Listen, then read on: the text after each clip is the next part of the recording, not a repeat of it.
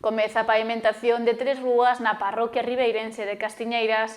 Con esta actuación búscase mellorar un pavimento que estaba moi deteriorado. O alcalde de Ribeira, Luís Pérez Barral, e o tenente de alcalde, Vicente Mariño, visitaron esta mañá o inicio das obras que se desenvolverán na Rúa Nova, Rúa da Aldea e dos Curros, na parroquia de Castiñeiras. A actuación precisa polo estado de deterioro que presenta o pavimento.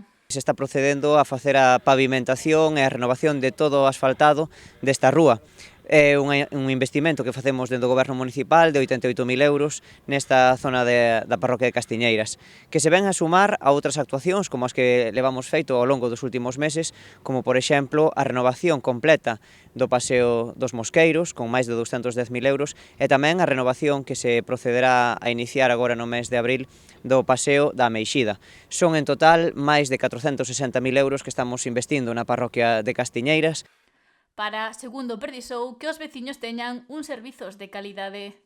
Dende que estamos no Goberno Municipal sempre dixemos que a nosa prioridade era atender as demandas das parroquias e nomeadamente levar os servizos fundamentais a todos os recunchos da poboación e nomeadamente en servizos básicos como poden ser saneamentos, auga potable ou as pavimentacións para que haxa seguridade viaria e tamén que as persoas que discorren polas aldeas poidan facelo con seguridade e con accesibilidade tamén, non?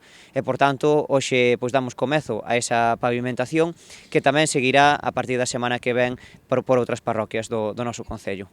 Os investimentos desta actuación que se iniciou esta mañá en Castiñeiras foi incluído no Plan Único de Concellos da Deputación da Coruña.